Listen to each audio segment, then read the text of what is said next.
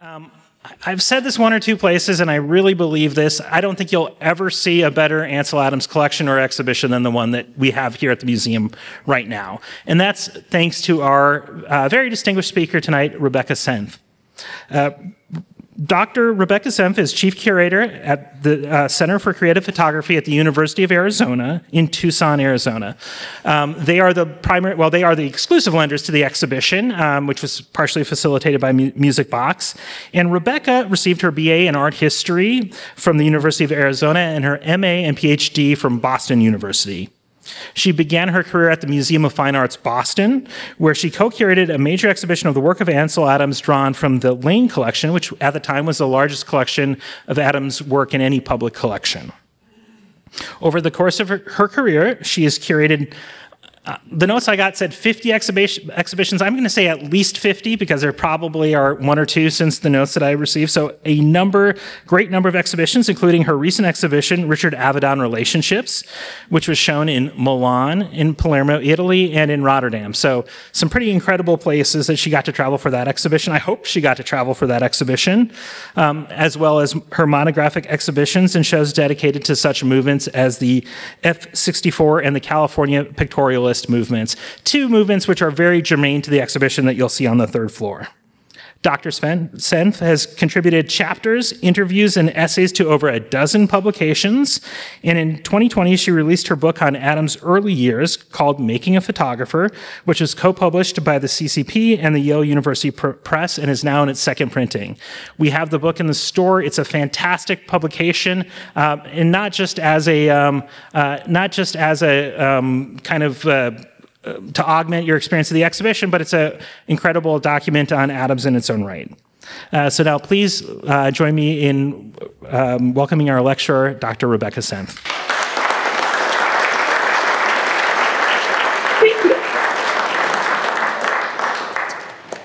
Good evening, everyone. I'm so glad to have you here and get to talk about Ansel Adams. I'd like to start by thanking Michael Anderson, Maury Ford, Jessica Provencher, Brian Chambers, and the entire staff of the museum. Everyone I have worked with has been a delight. I also want to thank you, the sustainers, for your support of the museum. If we want art in our lives, we have to take action, and supporting your museum is a great way to invest in the arts. So thank you.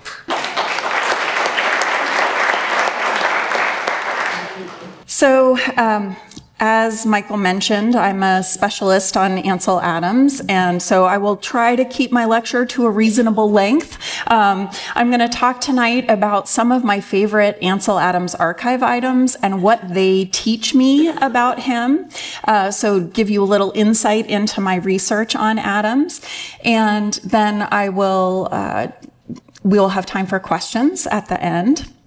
And so I want to start with Adams's 1916 Yosemite album. And here's a picture of Ansel Adams when he was about 14 years old. So this is the age that he was when he went to Yosemite for the first time, and you see him in this portrait holding a box Brownie camera, which is a very simple kind of camera. It's as it says, a box with a hole in the front, a very rudimentary camera. But that was what he used the first time he went to Yosemite as a tourist, a 14-year-old kid with his parents. And the album is contained in a photographic, like a commercially available photographic album. And this is one of the really precious objects in the Ansel Adams archive. And we wanted to share it with you all in the exhibition. And so we created a facsimile of it so that you all in the exhibition can handle it. And you'll see it right when you walk in to the very front of the show, along with an enlargement of this picture, which is the very first photograph in the exhibition. And the reason that this album is so important to me as an Ansel Adams researcher, my focus has been on Ansel Adams's early years and his arc of learning how to become a photographer, the process that he went through to become the famous image maker that we all know. And so I was interested in how does he get from making pictures like this one, or maybe more to the point, images like these ones, to the famous things that he's making 2 decades later. And so it's really helpful to see where he starts.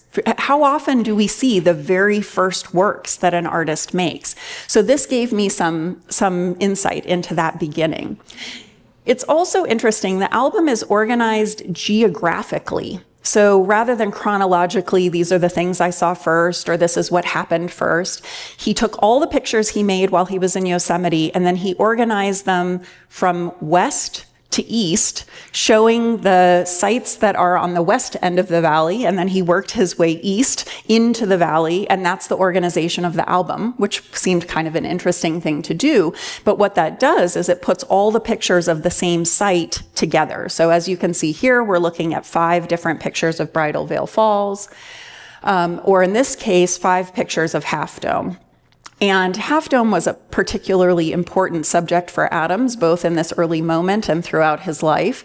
And here we see his very beginnings. And this group of pictures, I think, are notable in part for their weakness. They're not very accomplished. He's at the very beginning, and so he doesn't really know much what he's doing. We see him working, though, with different compositions. He's experimenting and trying to figure out, well, how will it look if I put Half Dome right near the top of the frame? How does it look if I put it more central? What different things can I put in the foreground? I can put tents, or I can put Merced River in the foreground, and that changes the composition. But he also included this picture. I can only imagine that's somebody's sleeve that got in the way of the camera. So he's being very inclusive and keeping everything at this early moment. But still, we can see him. He's already thinking about what he can do with the camera. He's thinking about composition. He's thinking about lighting. These are just commercially produced prints. So these were made by the photo developer in the valley. So they're just little snapshots. This letter is from this same moment when he's in Yosemite as a kid, and I want to read you just a little bit of the letter. I'm going to start here, if you want to follow along. A couple of days ago, we went to Mirror Lake to see the sunrise. We then took the North Dome Trail up the Tenaya Canyon. It is a 21-mile trail, and we had the pleasure of walking about 1/4 of it. About 4 or 5 days ago, I went to the top of Yosemite Falls and Yosemite Point. I came back on fast time, covering 5 miles in 1 hour and 5 minutes. I have taken more than 85 good pictures. I have learned to swim and play pool and croquet. We expect to go to Glacier Point on Wednesday, either by the 11-mile trail or the Ledge Trail. We will go on the former on horses. Hoping that you are well and expecting to hear from you soon, I am Ansel Adams. So he's a pretty cute 14-year-old, and this is him writing to his Aunt Mary, who stayed home in San Francisco, and Adams has gone to the valley on vacation with his mom and dad. So he's writing back to her. And again, I think this helps us understand who he was in this moment. He was a pretty typical tourist, pursuing pretty typical tourist things, but I like that we get a mention of the pictures he's making and that he feels that they're pretty good in this very early letter. But you can see that here he's thinking as much about the number of pictures he's made as what they are and what they represent or what kind of quality they reflect. And it's sort of like how he talks about hiking, right? It's like how many miles he can cover how fast, which if any of you have ever known a 14-year-old, that seems about right. You know, they're still learning what the value of these things is. But we're seeing a kind of enthusiasm and an introduction. Now, just a few years later, so those pictures we saw in the album are from 1916. These 2 pictures are from about 1918 and about 1919. So we can see that Adams is very quickly gaining in technical skill. So after just a few years, we're now seeing pictures that are technically proficient. He's getting all kinds of detail in the dark areas of these rocks, which can be very hard to do. He's now making his own prints. You'll see these actual prints up in the exhibition. They're still little prints, but they're quite beautiful and have the kind of tonal range, conveyance of detail, a much more sophisticated approach to composition. And this is after just a couple of years of working as a photographer, as a as a teenager. And then by 11 years later, we're seeing a picture like this of Half Dome. So if you think back to that album page and those 5 examples, we're seeing something really radically different now, 11 years later. And this is a photograph that Adams made in 1927. He's 26 years old at this point. But this photograph was really a breakthrough for him, and one of the first times that he made a photograph that he felt fit his concept of pre-visualization, meaning that when he was standing there, he thought about the photograph he wanted to make and the feeling he wanted that photograph to convey to his audiences, and he thought about how to create a negative in that moment that would allow him to produce the print that would have the right effect. So there's a kind of intentionality with this photograph that he later identified as the first time that really all came together in the moment, and that he knew he had the technical ability to create the negative that he could then produce the print from. And as I said, he makes this as a young man, but he continues to make prints from this negative through his entire life. So this was a negative that remained very important to him, and something that he, even though it was made when he was young, felt represented his mature vision of how to make photographs. And so here's that comparison, just to give you a sense of how far he goes in that just short 11-year period. Next up, I want to talk about Adams's compass. This is also included in the exhibition and a key archive item from my perspective. And we often see photographs like this, portraits like this of Ansel Adams. And he is someone who had the great good fortune in his lifetime to become a famous photographer. And he lived to 1982, but in the 70s, he started to be known beyond just photographic and art circles. And that kind of fame meant that portraits of him would circulate. And this isn't the only one that looks like this. This is his own specialized rig on his vehicle for making photographs, a roof deck that allowed him to get up above whatever was in the foreground and get this sweeping landscape that we know him for. Here's another picture like this of him atop his vehicle. And yet another one. And my concern about pictures like this of him is that it gives the sense that he drove up to everything he ever made a photograph of. And I think that confuses our sense of who he was and what his connection to the wilderness was.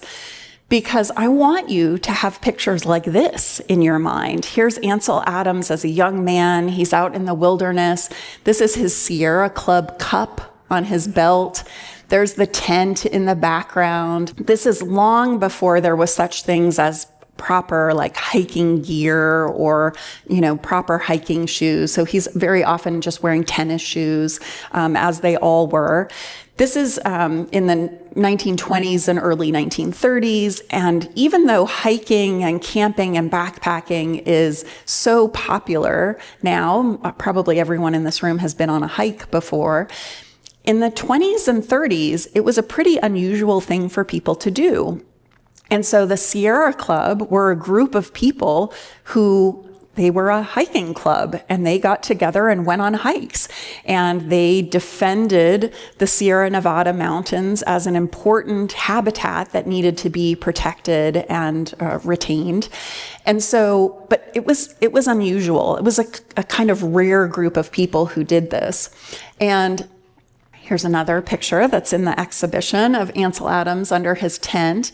And this little snapshot has been added to. So we get little stink lines coming up from a pair of boots over on the edge of the picture, and some other little lines drawn in from the bowl there as if something were cooking and smelling good.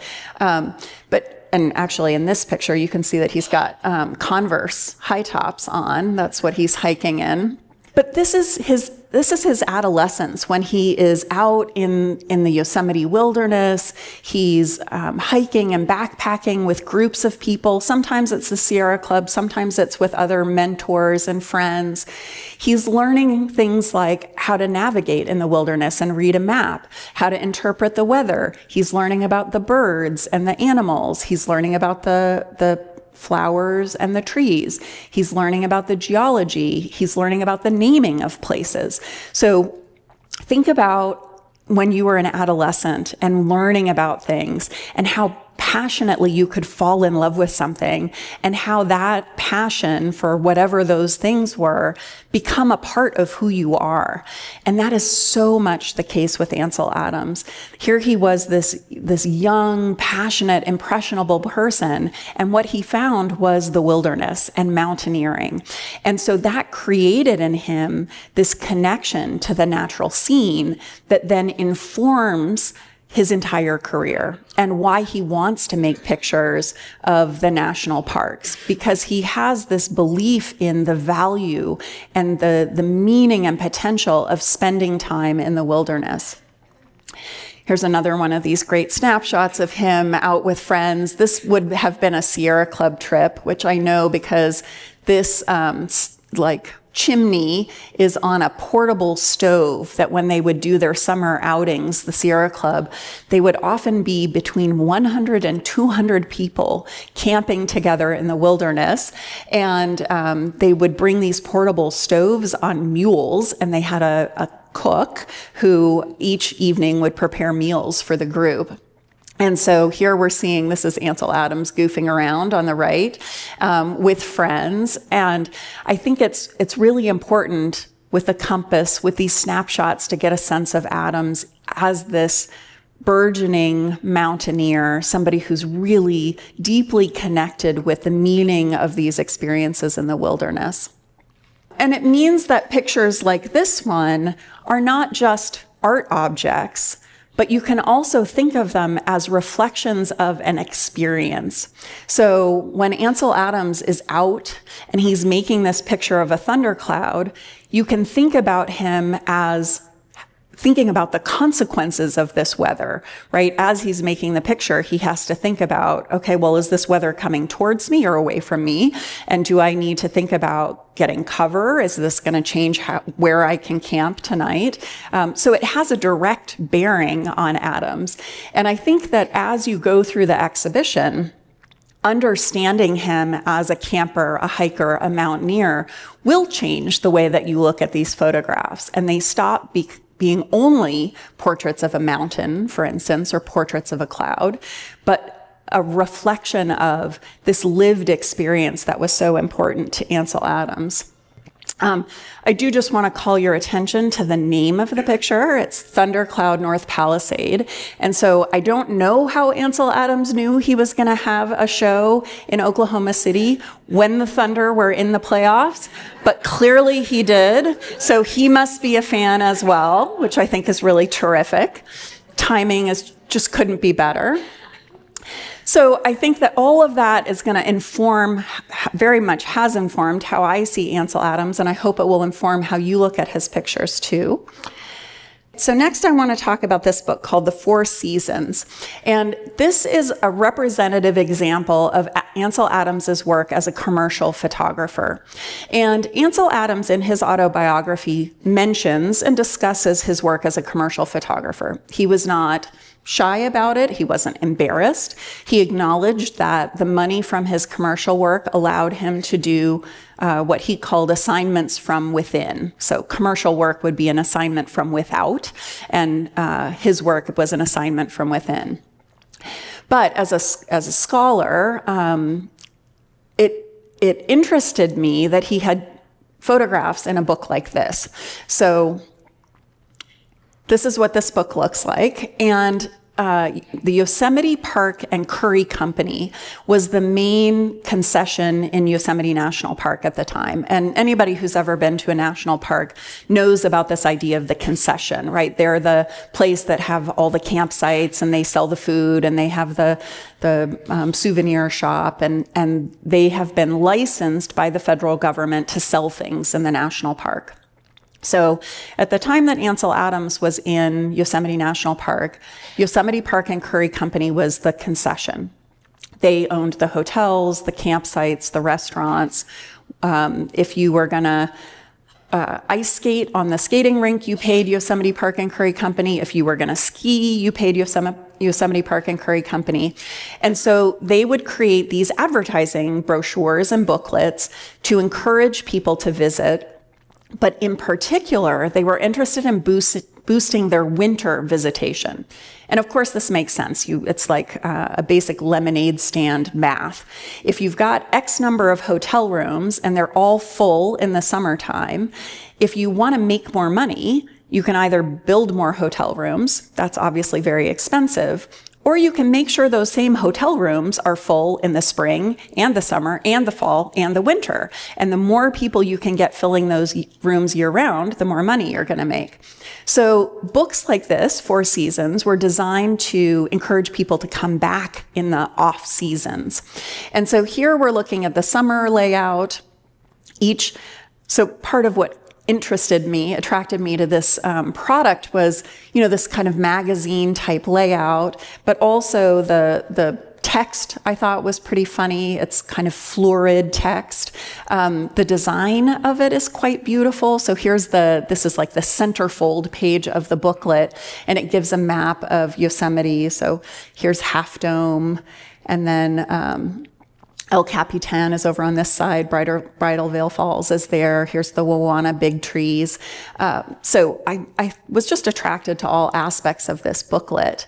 And to give you a sense of that kind of florid writing, this introduction to the winter section, which was the second longest after the summer, because of course the point is to attract people back in the winter.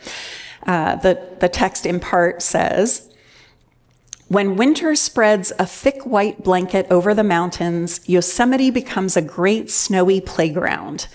In the valley, sleigh bells jingle and Alaskan dog teams mush through deep drifts. Ice skaters whirl round the large outdoor rink.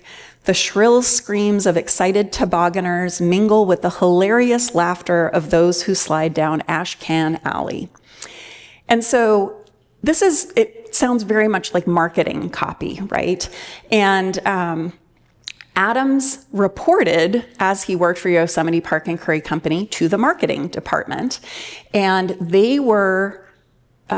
he was producing images for them, and he would be guided as to what kind of pictures they wanted. So one letter that I read in the archive said, "For winter pictures, we only want pictures if there's 4 feet of snow or more, because we're trying to show how great the snow sports are. And please make sure that the models are only wearing the most current styles of winter wear. We don't want to ruin a picture with somebody who's not in the most attractive gear." And so I'm thinking, as I'm reading these letters, here's Ansel Adams. He's this young photographer. He's been making pictures of the mountains, and now he's making pictures of ice skaters or golfers so that Yosemite Park and Curry Company can sell golfing and encourage people to come and ice skate.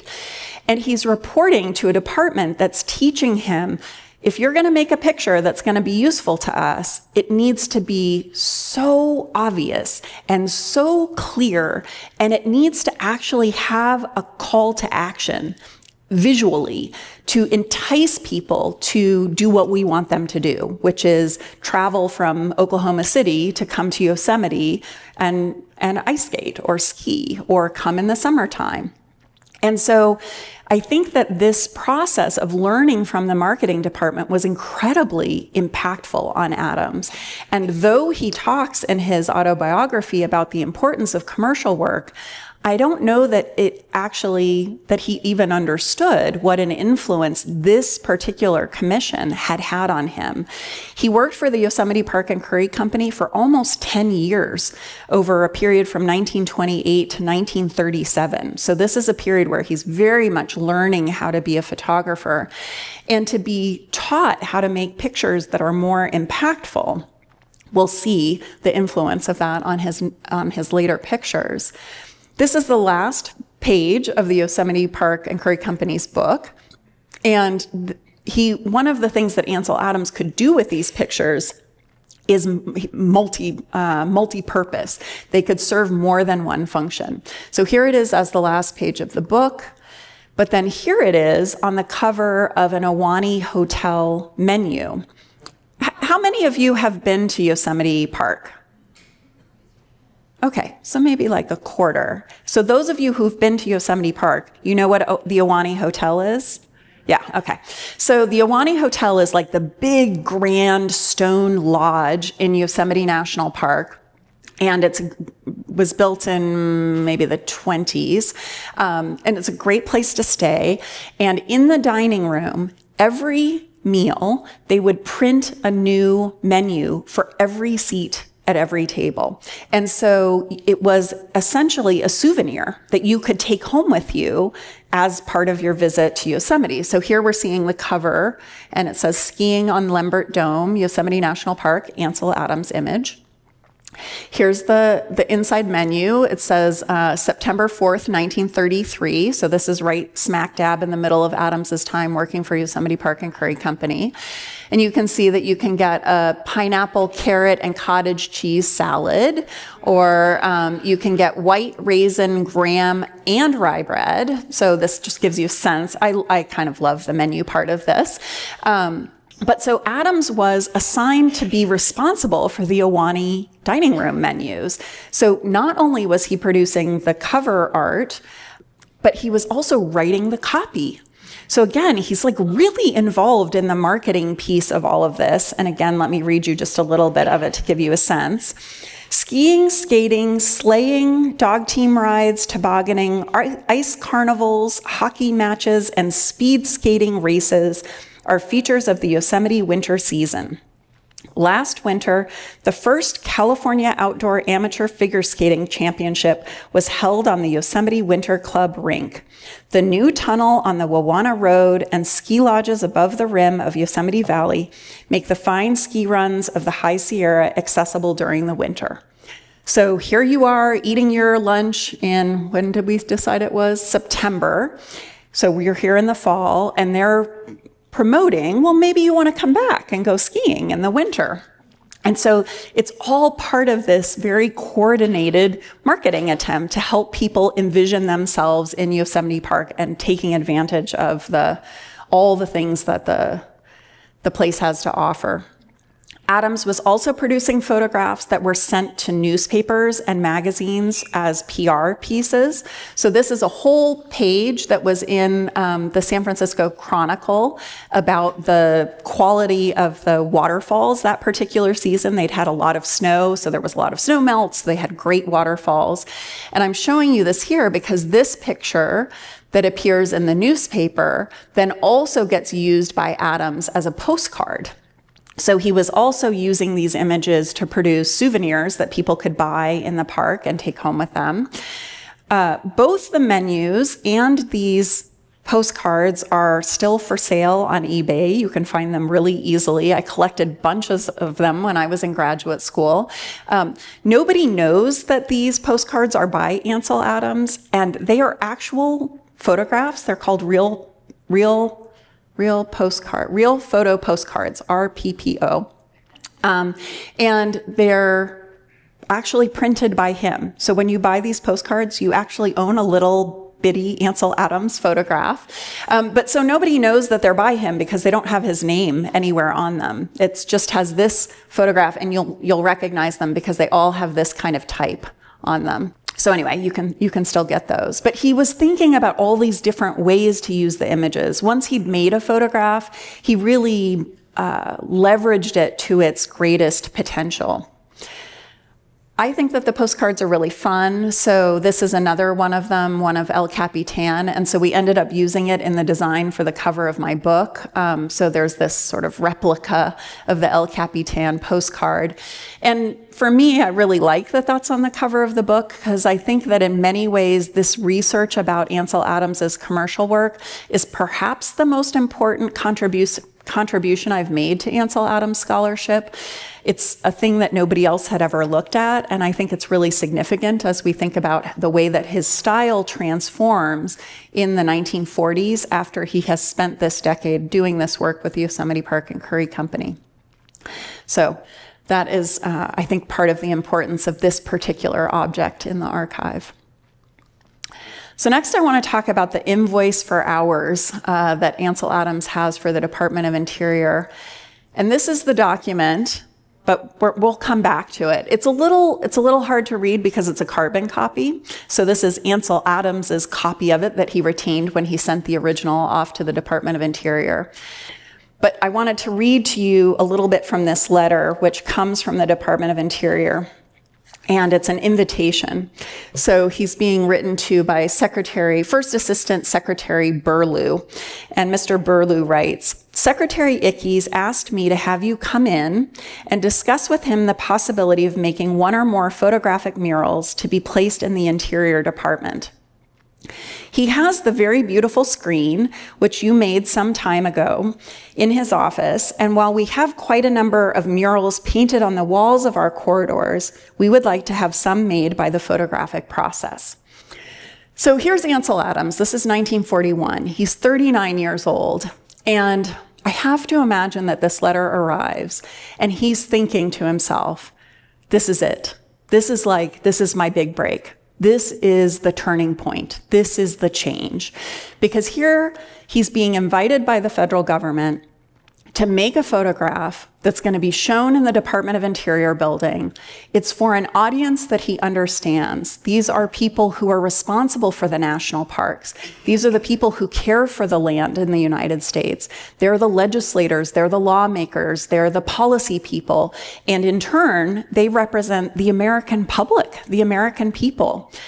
And he's being asked to make a picture that's going to be huge. It's going to be mural sized. So it's bringing together all of these ideas. And I think what's really important is that having been thinking about audiences for many years at this point, and having had the training with the Yosemite Park and Curry Company about how to make a photograph that conveys your ideas through to an audience, this was the perfect commission for Ansel Adams because he cared so deeply about the public lands in the United States. He was being offered the chance to make that picture for the federal government. This is Secretary Ickes in his office, and this is the screen that's referenced in that letter. So Ansel Adams had an exhibition at Catherine Koo Gallery in Chicago in the early 1930s, and he had made this photographic screen. They weigh a ton because behind these photographic panels is plywood, and that's the actual structure. And then they have a frame around them and piano hinges. So it's like a Japanese style folding screen. And this is the one in Secretary Ickes' office. After it didn't sell in the Catherine Koo Gallery show, Ansel Adams, who had met Secretary Ickes at a conference about public lands, had this brilliant idea to send it to Secretary Ickes as a gift, as an offering. And when you think about how strategic that is and what a smart way to cement this connection that he'd made and literally provide a permanent reminder to the Secretary of the Interior about having met this photographer, it seems brilliant, doesn't it? So there it sat. Here's another example of another one, just so you can see it out of context and get a sense of what it looks like. So this is the one that was in the Lane collection at the Museum of Fine Arts, Boston. And then we have one at the Center for Creative Photography that's actually a double-sided screen, 4-panel double-sided screen. There are just 13 of them that he was ever known to have made. So these are very special and rare objects. So Adams persuaded the Department of Interior that they did not want one photograph, that actually he should be hired and sent for a year to travel around the United States and make pictures of the national parks and the other things that the Department of Interior was responsible for. So things like the Indian lands, the public works, like dams and bridges. And so he persuaded them. He went on contract with the United States government and was paid both a daily rate and travel compensation and made pictures like this. So this is the first time in Adams's career that he is consistently making things that reflect his mature signature style. So, and I define that in my book. I would define it here as it's a panoramic sweep of the landscape. It's an omniscient point of view, so meaning this godlike perspective that conveys that this is the best and perhaps the only perspective of this site that should be photographed. He's using light and weather effects to get an operatic quality into the picture, a sense that this scene didn't look like this before this moment, and it didn't look like this for long after this moment, but this was the perfect, most exquisite moment to make the photograph. It also gives it a sense of drama when you feel like the scene is changing and moving, and this is the right moment to photograph it. And then for those of you photo people out there, he's also using the zone system, which creates a photograph with this very balanced range of tones, from bright whites to very dark blacks, and then a kind of equitable distribution of all the tones in between. And so this is all part of his signature style, and he's using it to convey the importance of nature. He's trying to persuade us as viewers to see his perspective and to appreciate the landscape and the wilderness as much as he does. And so that's where that last Yosemite Park work is coming in, because those early pictures, he was making pictures of the landscape. Now he understands that he can convey an idea through the photograph, and this national parks opportunity is his chance to prove it. And so in the exhibition, there's a whole big section of the national parks work, and it's all showing the signature style. And so you'll get to see lots of examples of Adams using this kind of approach to his photography. This is what we know him for. And all the early things that you see before then are leading up to this kind of stylistic breakthrough.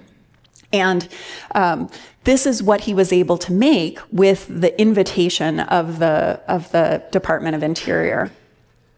What happens, of course, we all know, is that in December of 1941, after he started this project, the United States is bombed by the Japanese in Pearl Harbor, and we enter World War II, and the commission that Adams has received is not renewed.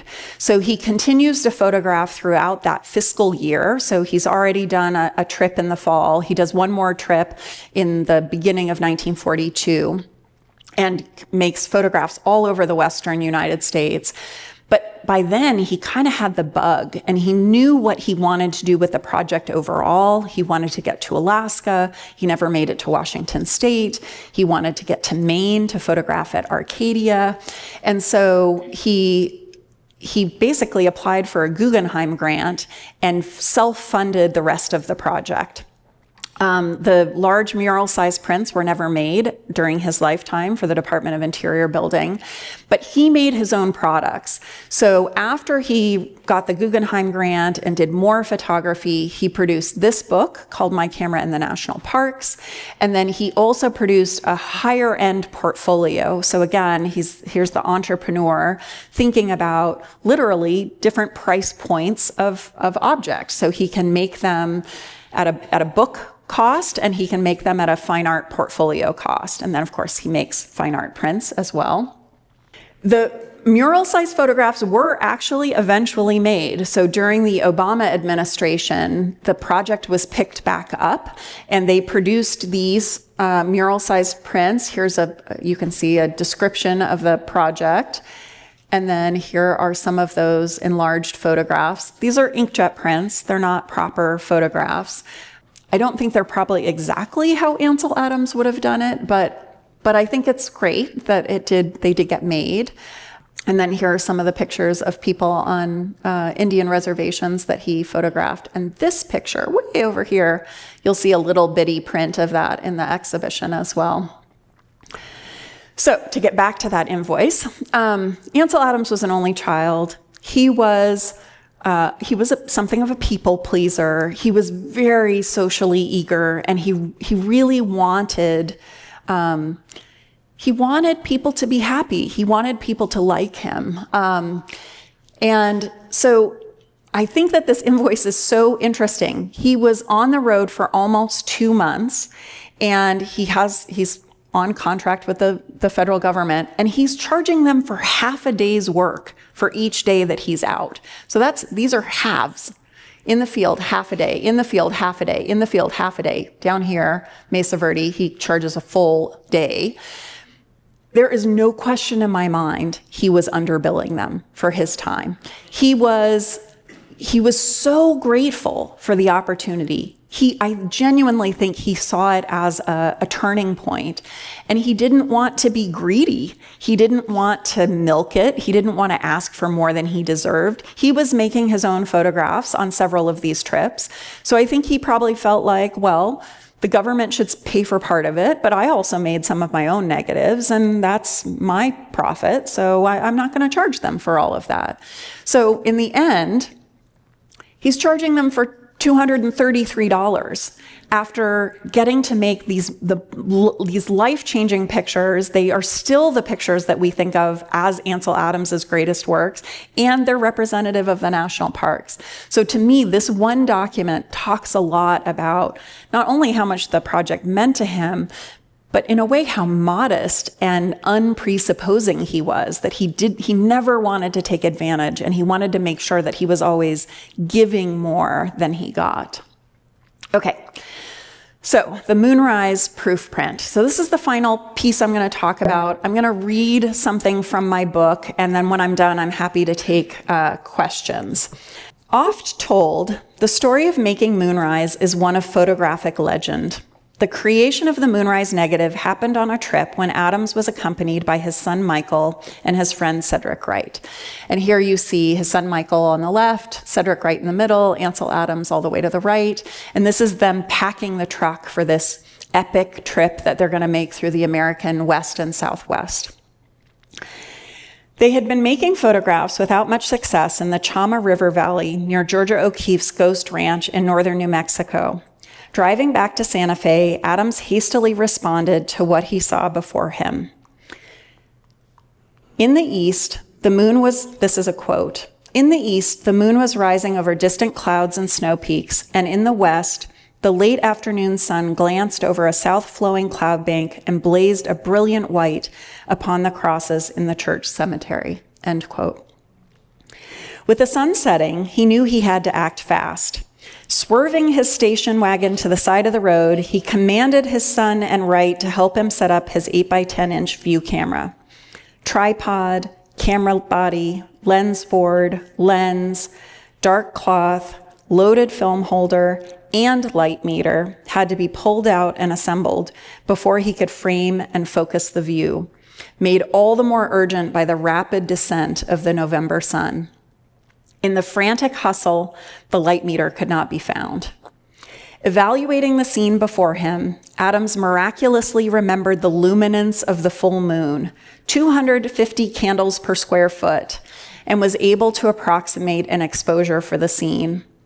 He released the shutter and captured the clouds, moon, and mountains beyond the little town of Hernandez. Before he could make a second backup negative, the sun dipped below the horizon and the opportunity was gone. With that single negative, Adams preserved a view that has become a photographic icon. The image, at its core, exhibits many of his mature stylistic elements. Adams filled the frame with a vast expanse of sky, the moon hovering above a bank of horizontally striated clouds, and a long, low chain of mountains. He placed the chapel and cross-filled graveyard of Hernandez in the middle ground, bounded by a shrub-filled plain. The picture features a panoramic sweep of landscape and compellingly asserts that this perspective, with its precise arrangement of human edifice within a monumental and impressive environment, is the critical viewpoint for observing the scene.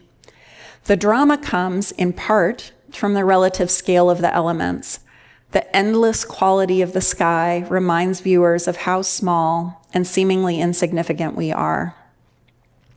All of these visual qualities serve to inspire in the viewer a sense of awe in the face of the spectacular and unique visual experience, an appreciation for the natural scene, and a feeling of amazement.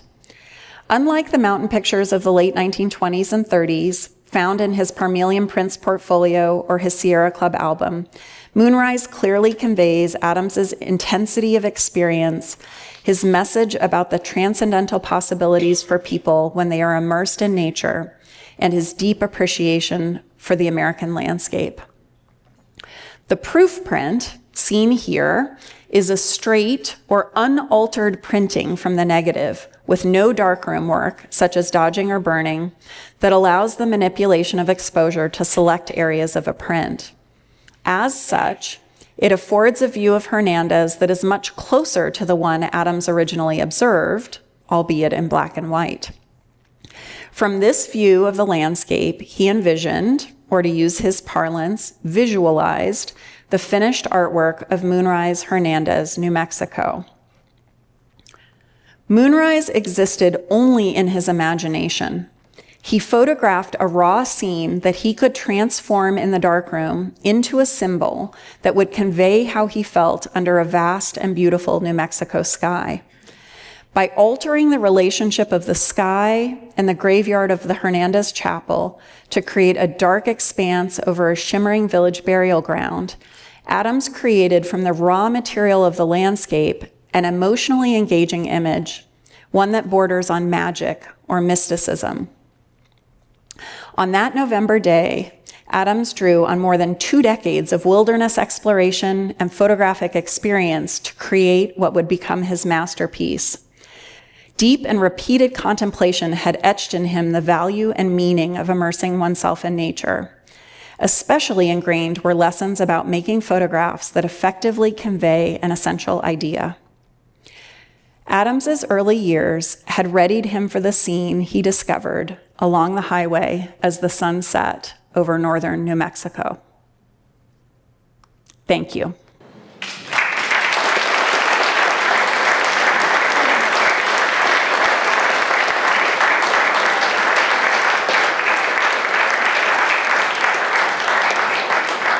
We have time for questions for Dr. Rebecca Senf.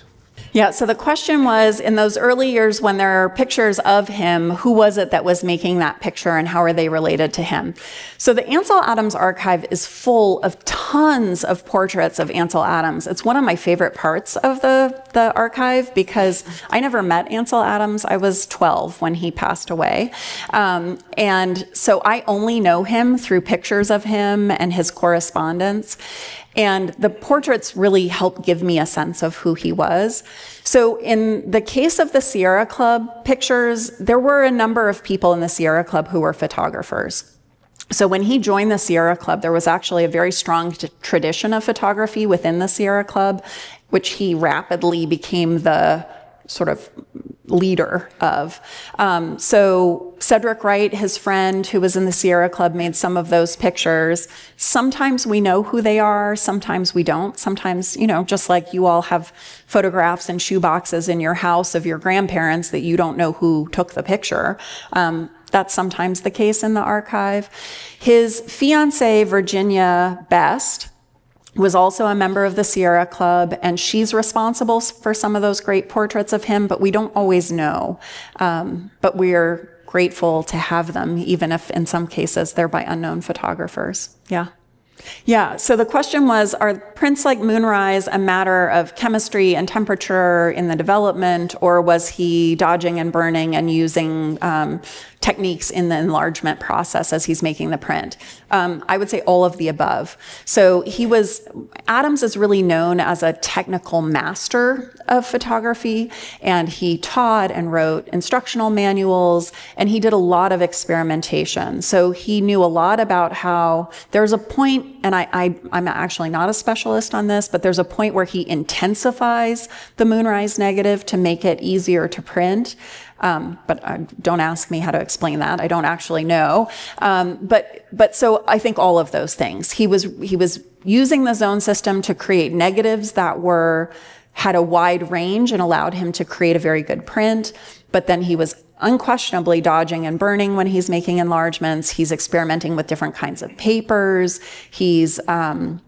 And he's making the prints differently each time. So in the exhibition, you'll get to see a print of that monolith face of Half Dome picture on 2 different photographic papers. One is an uncoated paper where you see the texture, especially if you, like when you go look at the 2 pictures. There's one that's a coated paper and one that's uncoated. If you get down like this and look up at the picture, you'll be able to see the texture difference, and that's really the best way to get that is you're going to come like this. You're going to do your squat, and then you're going to look up at the picture, and the light across the surface is going to give you a sense of the different papers.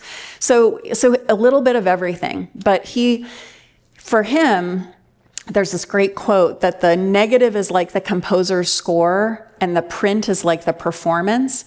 So he really felt that some of the interpretation is happening, some of the creative process is happening when you make the negative, but you're not done. You can keep expanding on your interpretation and creative components as you make the print. And so that printing process was very important, which is why he printed all his own prints. He never worked with a printer.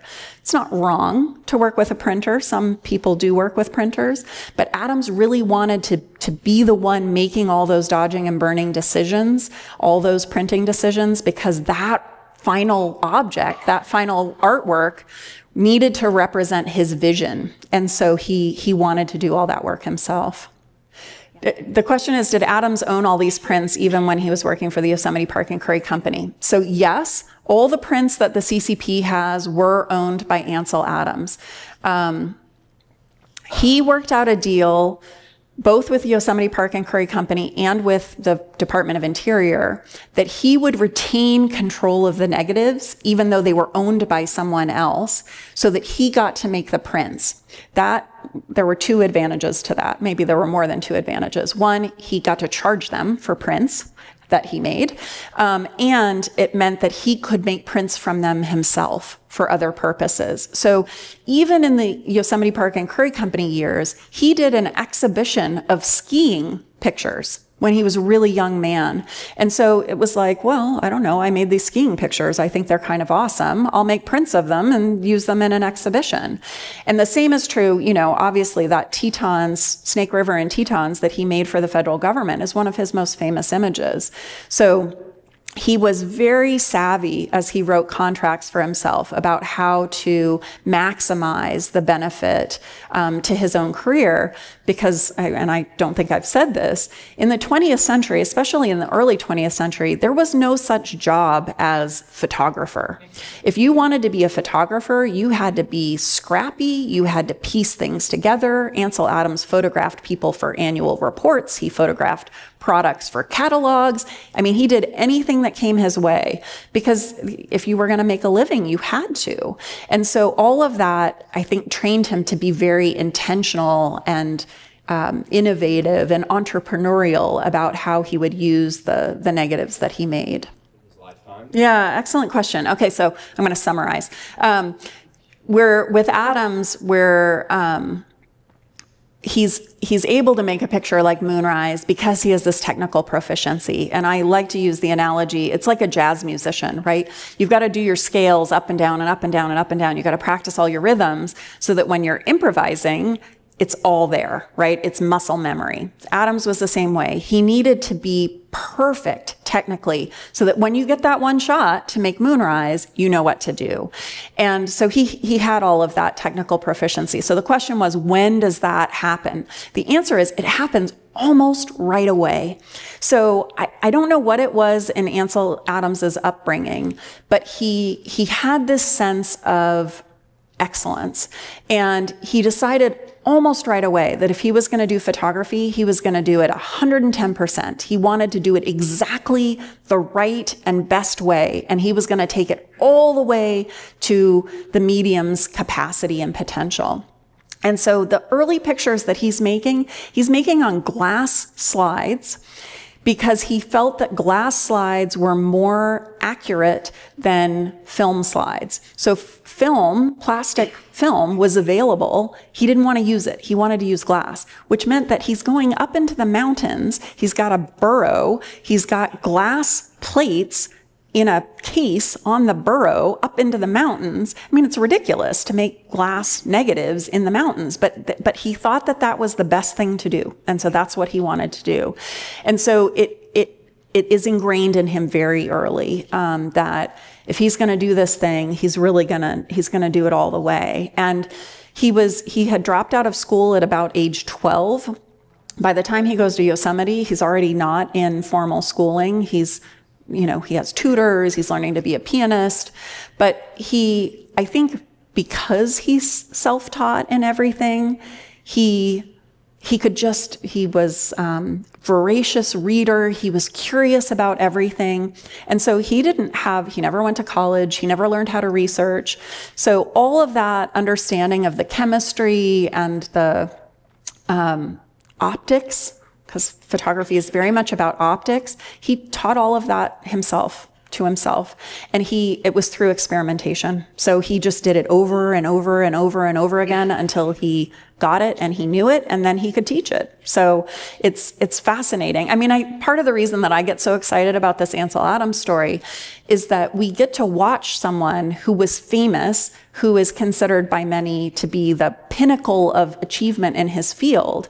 But he started as a kid who didn't know anything. And you can watch him learn and watch him, sometimes it's through successes, sometimes it's through failure, but you can actually see him take the opportunities and turn them into what makes him an amazing photographer. And I feel like that's kind of an inspiring thing to do. Think about how someone goes from being a kid who goes to Yosemite with a camera and makes these mediocre snapshots, and then just leans in and does it and does it and does it, and he's got passion for it and he cares, and over time of practicing and trying and being invested, it turns into this famous American photographer. That feels kind of exciting to me. Yeah. Oh, thank you.